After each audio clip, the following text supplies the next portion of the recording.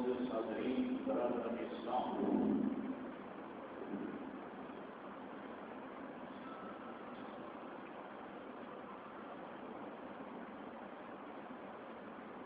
اللہ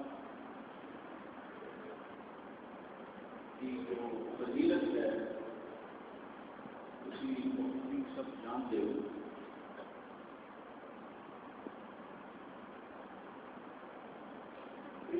مبارک کرنا جو ذکر کرنا توبہ استغفار کرنے اور معافی طلب کرنے ہوتے ہیں، لیکن جس پاک نبی کے صدقے نال سانوں کی راتاں نصیب ہوئی ہیں اس نبی پاک علیہ السلام کی ذات کا ذکر کرنے کے بغیر وہ مکمل نہیں ہوتا. پہلی چیز یہ ہے ذکر الانبیاء عبادت اور ذکر الصالحین کا. فرمایا کہ انبیاء کا جو ذکر ہے یہ اللہ تعالیٰ کی عبادت ہے اور صالحین کا جو ذکر ہے یہ گناہ ماندہ کفارہ ہے.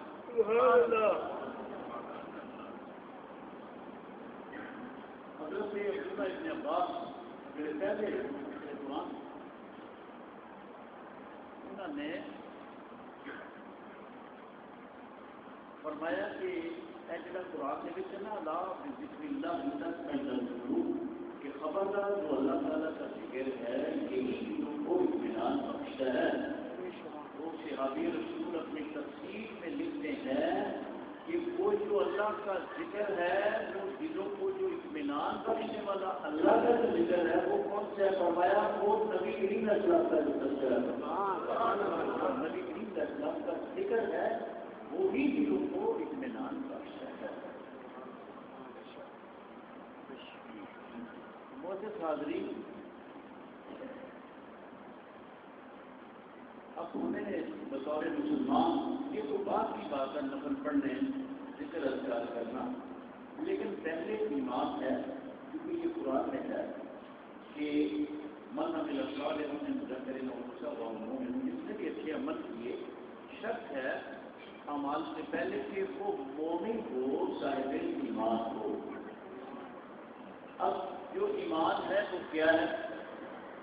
یاد رکھیں ہم اس نبی کریم صلی اللہ علیہ وسلم کا ذکر کرنے لگے ہیں. آپ کو پتہ ہے بیت المقدس جو تھا وہ ہزاروں سالوں سے قبلہ چلا آ رہا تھا. تو یہ اپنے آقا و مولا کی کیا شان عظیم ہے کہ سرکار جب نماز پڑھا رہے تھے تو دل میں خیال آیا کہ ہمارا جو قبلہ ہے نا وہ بیت اللہ کی طرف ہونا چاہیے. تو اللہ نے قرآن میں فرمایا ہے قبلۃ اللہ فولی وجہک شطر المسجد الحرام، اے میرے محبوب نبی تیری رضا کا نام تو قبلہ ہے، ابھی وہ موڑتے وہی قبلہ ہے. سبحان اللہ. قبلہ جو ہے وہ نبی پاک علیہ السلام کی مرضی پر رضا پر، اور یہ شہر میں بدل گیا. اور اس کی مثال وہ مسجد قبلہ ہے جو حجاج کے نام کے ہیں وہاں میں پتہ ہے کہ دو قبلے ہیں، ایک طرف ہے قبلہ اسی محراب سے دوسری طرف محراب ہے، لیکن یہ عظمت مصطفیٰ ہے. اللہ تعالیٰ نے ہمارے آقا و مولا نبی پاک صلی اللہ علیہ وسلم کی مرضی پر قبلے کو بدل کے رکھ دیا. اس کا مطلب یہ شان مصطفیٰ ہے. اور یہ جو میں نے کہا ہے کہ سب سے پہلے ایمان ہے اور اس کے بعد اعمال کی حیثیت ہوگی. یہ تسبیحاں، یہ نوافل، یہ ذکر اذکار کی بات کی حیثیت ہے. پہلی جو بنیاد ہے وہ کیا ہے؟ وہ ایمان ہے. اور یاد رکھو جو ایمان ہے یہ علم سے نہیں آتا، یہ پہچان سے نہیں آتا، یہ جاننے سے نہیں آتا، یہ بہت علم سے نہیں آتا. اگر یہ علم سے آتا تو دنیا کے پی ایچ ڈی جو ڈاکٹر ہیں، جو سائنسدان ہیں، وہ کافر ہیں، وہ سارے مسلمان ہوتے ہیں. اس کا مطلب ایمان جو ہے وہ علم سے نہیں آتا، ایمان جاننے پہچاننے سے نہیں آتا. اب جو یہودی لوگ تھے مدینہ طیبہ میں آ کر آواز ہوئے تھے وہ کیوں آئے؟ انہیں پتہ تھا کہ جو آخری نبی اللہ کے وہ رسول آپ تشریف لا رہے ہیں کہ ان کے کہنے پہ چاند کے دو ٹکڑے ہو جائیں گے، سورج جو ہے وہ مڑ جائے گا اور جانور ان کے پاس آئیں گے، ان سے باتیں کریں گے، اور جو درخت ہیں وہ ان کے پاس چل کے آئیں گے، پتھر جو ہے ان کا کلمہ پڑھیں گے. سب یہودی کو جانتے تھے جو مدینہ طیبہ میں آپ کے آباد ہوئے تھے. لیکن قرآن میں ہے یارفون ہوں تمہارا یارفون اپنا ہوں، وہ سرکار کو اس طرح جانتے تھے جس طرح اپنے بیٹوں کو جانتے تھے. پتہ نہیں یہ بیٹے کی مثال کیوں بھی ہے کہ ماں جو ہے 10,000 لڑکا کھڑا تو ماں کو بیٹا جا اپنے بیٹے کو ڈھونڈ کے لا. اسے ڈھونڈنے کی ضرورت نہیں ہے، وہ سیدھی جا کے اپنے بیٹے کو اٹھا کے اللہ تعالیٰ نے مثال فرمائی ہے کہ وہ اس طرح اپنے بیٹوں کو جانتے ہیں، لیکن وہ ایمان نہیں لائے سب کچھ جاننے کے باوجود. اب ایمان جو ہے وہ کس طرح ملتا ہے؟ بتانے کی بات تو یہ ہے، ایمان جو ہے یہ تعلق رسول سے ملتا ہے. ایمان کس سے ملتا ہے؟ اب آپ کو میں حدیث پاک سناتا ہوں، وہ آپ ذہن میں رکھیں. ایک کافر تھا، اس نے یہ پکا ارادہ کیا کہ آج جو مسلمانوں کا نبی ہے میں نے اس کو قتل کرنا ہے، میں نے اس کو چھوڑنا نہیں ہے. وہ جنگ کا موقع تھا، وہ چلتے چلتے حضور نبی علیہ السلام کے پاس پہنچ گیا. اب اس کا ارادہ قتل کرنے کا تھا، لیکن جب اس کی حضور کے مبارک چہرہ پہ نظر پڑی تو اس کے دل میں کچھ ہونے لگا. تو اس نے فوری کہا کہ محمد کون ہے صلی اللہ علیہ وسلم. تو آپ نے فرمایا کہ مجھے ہی محمد کہتے ہیں، میرا نام. فوراً کہتا ہے، اب آیا مارنے کے لیے تلوار ہاتھ میں، کہتا ہے کہ اگر میں آپ کا کلمہ پڑھ لوں تو مجھے کیا دو گے؟ سرکار نے اسی وقت فرمایا میں تمہیں جنت دوں گا. آج کل کے مسلمان بھی یہ ہیں جو کہتے ہیں کہ اللہ کے نبی کچھ دے نہیں سکتے، یہ غلط بات ہے. اب دیکھیں یہ کافر لوگ بھی جانتے تھے کہ مسلمانوں کا جو نبی ہے وہ کچھ ادا کر دیتے ہیں. وہ کافر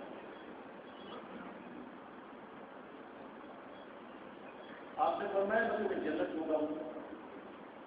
اس نے کہا کہ مجھے کلمہ پڑھایا، آپ نے کلمہ طیبہ پڑھایا اور وہ مسلمان ہو گئے. اب وہ جلدی سے اترنے لگا اپنی سواری پہ کہ میں اس پاک رسول کے قدموں کو بوسا نہ دوں. وہ محبت کے عالم میں جلدی سے اترنے لگا، اس کا پاؤں پھسل گیا پلان سے تو منہ کے بل وہ زمین پہ گرا، اس کی گردن ٹوٹ گئی، وہ موقع پہ بھی شہید ہو گئی. اب میں نے حدیث پاک تو آپ کو سنا دی، اب میں اصل بات شروع کرنے لگا ہوں مقصد کام کا. اب وہ جو بندہ ادھر موقع پہ ہی مر گیا تھا، شہید ہو گیا تھا،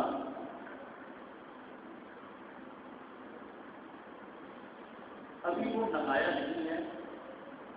ابھی اس نے وہ جو مسلمانوں والا پکیزگی کا نہانا ہوتا ہے اسلام کے مطابق وہ نہیں نہایا. نماز پڑھنی تو بڑی دور کی بات ہے، اس نے نماز سیکھی بھی نہیں، ابھی عمرہ نہیں کیا، حج نہیں کیا، زکات نہیں دی، روزہ نہیں رکھا، اس کے پاس کوئی بھی عمل نہیں تھا.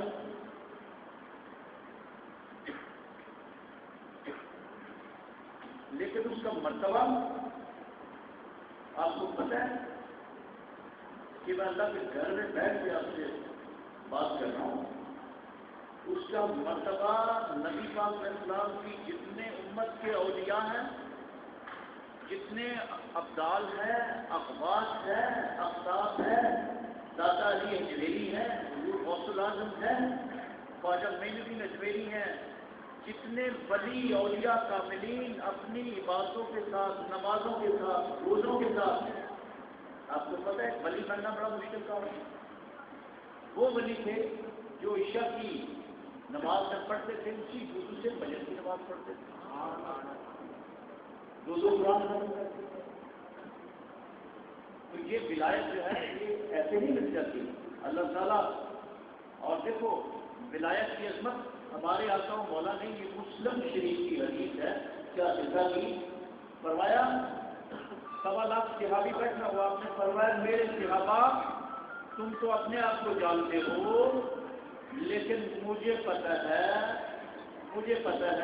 میری ایک محبت والا ایسا شخص ہے جو مدینہ میں نہیں آیا، مدینہ میں داخل نہیں ہوا، اس نے کسی کو دیکھا نہیں، نہ اسے کسی نے دیکھا، نہ اسے کوئی جانتا ہے، میں جانتا ہوں۔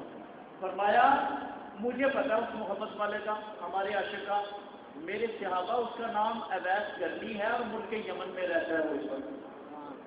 آپ نے فرمایا اے علی اے عمر، میں تم دونوں کو خوشخبری دیتا ہوں کہ میرے پردہ کرنے کے بعد تم اس کو ملو گے اور تم اس کو ملنا اور ضرور جانا۔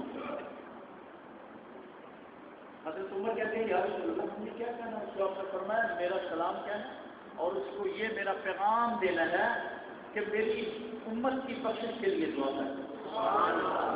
تو یہ جو بات ہے یہ بڑی قابل غور بات ہے کہ نبی پاک علیہ السلام شفیع المذنبین سے، شفاعت کبریٰ آپ کے پاس تھی، آپ کو کیا ضرورت تھی اب ایسے کرنے کو کہنے کی؟ یہ کہ یہ امت کو سبق دیا جا رہا ہے کہ وقت آئے گا میں بظاہر نظر نہیں آؤں گا، لیکن مقام ولایت سے جو میرا غلام فائز ہوگا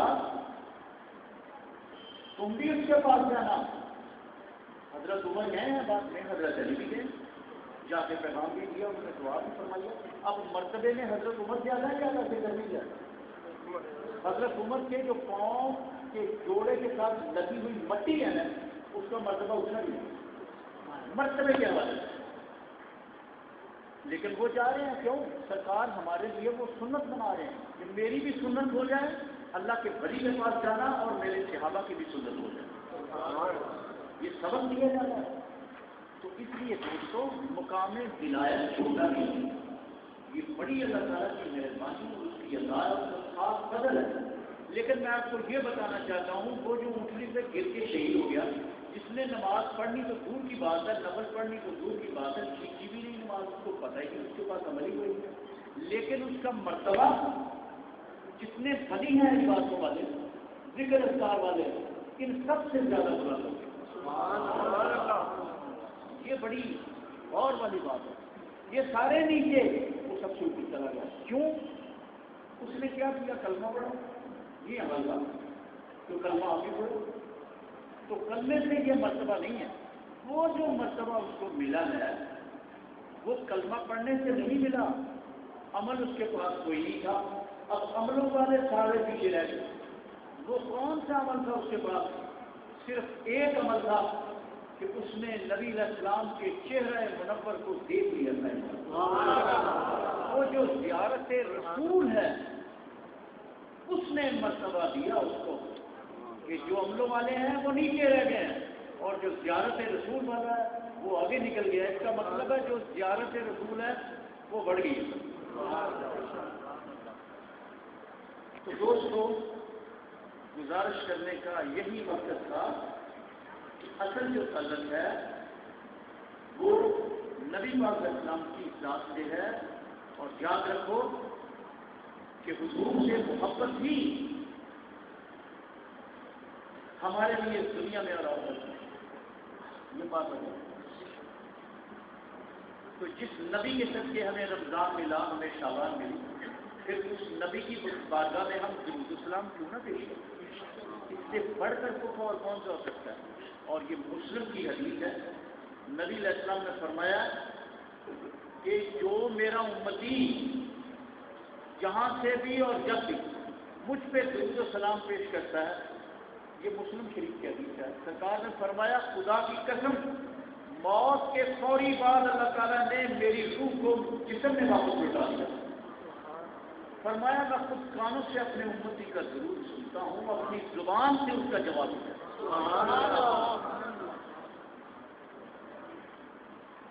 آج کے وہ کہتے ہیں کہ درود شریف جو ہے یہ فرشتے شاید پیش کرتے ہیں، صحیح درود پاک اتنا لنگڑا دھڑا نہیں، یہ خود اس میں اتنی پاور ہے، جب امتی کے منہ سے نکلتا ہے یہ خود فائل ہے، یہ خود حرکت کرتا ہے، خود یہ پہنچ جاتا ہے، درود شریف میں خود اتنی پاور ہے، یہ فائل ہے۔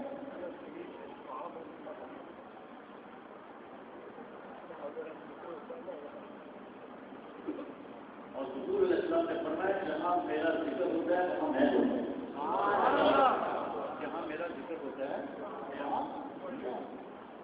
اب دیکھیں یہ چکر ہوتے ہیں نا، بس مولوی جو ہوتے ہیں نا وہ مسلمانوں کے چکر میں ڈال دیتے ہیں کہ نہیں نہیں یہ تو اللہ تعالیٰ کا حاضر نازل ہونا، یہ اللہ تعالیٰ کا بات ہے بھائی، اللہ تعالیٰ تو حاضر نازل کا یہ لگ ہی نہیں سکتا، یہ تو گناہ ہے اللہ تعالیٰ کو ہے نا۔ حاضر پہلے تھا اللہ تعالیٰ، حاضر و ناظر کے بعد میں تھا، اللہ تعالیٰ تو پہلے بھی۔ یہ حاضر و ناظر کا ہونا انبیاء کرام کے لیے ہے اور اولیاء کرام کے لیے، قرآن کے لیے۔ اب دیکھیں یہ بخاری شریف کی حدیث ہے، آپ کو پتہ ہے حضرت اسرائیل جب روح قبض کرتا ہے وہ صرف لاہور میں نہیں کرتا، وہ امریکہ سے بھی کرتا ہے، 1 منٹ میں، گھڑی 1 منٹ میں انڈیا سے بھی روح قبض کرتا ہے، اسی 1 منٹ میں، اسی 1 منٹ میں امریکہ سے بھی، عرب سے بھی، دنیا کے جتنے ممالک ہیں 2-3 ہزار وقت ہر ملک میں جنازے ہوتے ہیں، ہر ملک میں تدفین ہوتی ہے، ہر ملک میں بندے فوت ہوتے ہیں مرنے۔ تو جو حضرت اسرائیل ہے اس کی اتنی طاقت ہے کہ وہ ہر جگہ سے 1 منٹ میں حاضر ہو کر روح قبض کرتا ہے۔ اور جو قبر میں جاتے ہیں، قبر میں ان کو سوالات کا سامنا ہوتا ہے، ان سے سوالات کیے جاتے ہیں۔ وہ سوالات کون کرتے ہیں؟ وہ منکر اور نکیر کرتے ہیں سوال، یہ بخاری شریف کی حدیث ہے۔ تو جب منکر نکیر سوال کرتے ہیں، وہ کتنے سوال کرتے ہیں؟ عمومی طور پر بتایا جاتا ہے کہ حدیث پاک میں آتا ہے کہ 3 سوال ہوتے ہیں۔ پہلا سوال ہوتا ہے من ربوں کا، تیرا رب کون ہے؟ دوسرا سوال ہوتا ہے ما دینوں کا، تیرا دین کون؟ تیسرا سوال ہوتا ہے ما کنت تقول فی حق ھذا الرجل الکریم۔ لیکن جو متفق علیہ حدیث ہے، بخاری اور مسلم دونوں میں اکٹھی ہے، وہ بہت متبر ہے۔ فرمایا کہ قبر میں صرف 1 سوال ہوگا۔ قبر میں کتنے سوال ہوں گے؟ صرف 1 سوال ہوگا۔ وہ کون سا سوال ہوگا؟ ما کنت تقول فی حق ھذا الرجل الکریم۔ یہ جو کریم نبی کھڑے ہیں